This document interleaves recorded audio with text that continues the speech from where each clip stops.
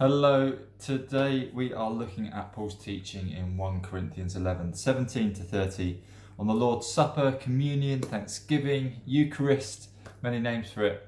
But one of the things we can forget about the early church is they had no official buildings. They didn't say, "Are you going to church?" But it was their custom to gather on Sunday evenings in homes of the wealthier members to celebrate the Lord's Supper or communion.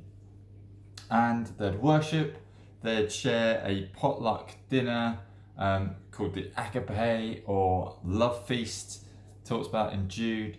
The problem in Corinth was that the wealthy members got there first and they tended to overindulge in the food, in the wine.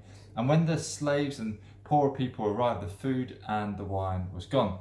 And as a result, they'd completely missed the point and the significance, the purpose of communion. So that's what Paul is addressing here.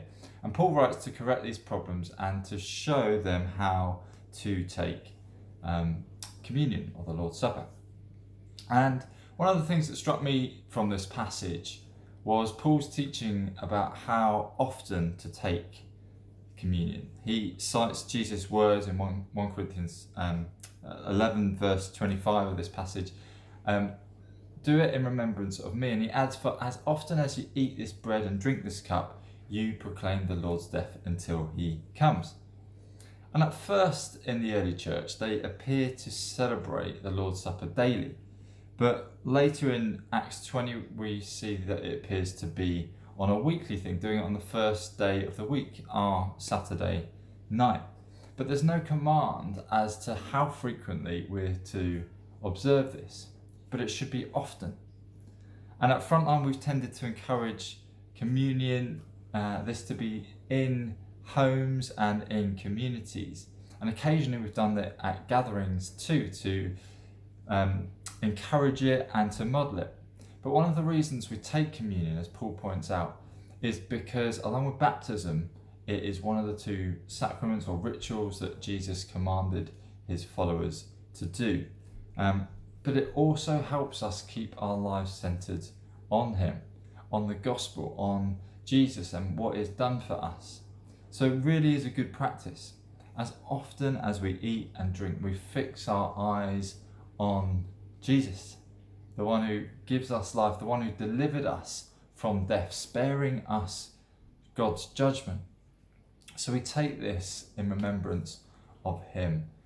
So however often you come to take communion, the goal is that it is done as an act of love and devotion and obedience, that it's not an empty ritual. And that is often where a problem can come in. It's so often so easy that anything we do can become an empty ritual and we can lose the reason for it, just as the church in Corinth did. Reading your Bible every morning can become something that you just check off your to-do list, can't it? Or you can truly seek God through his word and encounter him. Same with prayer. It can become an empty ritual where you just run through your prayer list. Anyone with me? Or you can really make contact with God. You can commune with him. I tell my wife each morning, or most mornings, I love her. I kiss her goodbye on the way to work. But it can become a ritual, so I try and make it a bit more meaningful. So it's important when we come to take communion, we do it in a meaningful way, in remembrance of the Lord. And it's also an opportunity to examine ourselves too. Because whenever we reflect on God's grace, what he's done for us, we're reminded of our need for it, aren't we? And we have this opportunity to turn to him as well. So I wonder what this might mean for you and your household, or those you regularly meet with. How does communion feature? There's no need to make a huge effort about it. Just thank God as you eat together for the cross. You can use wine and bread if you want, or other symbolic kind of things.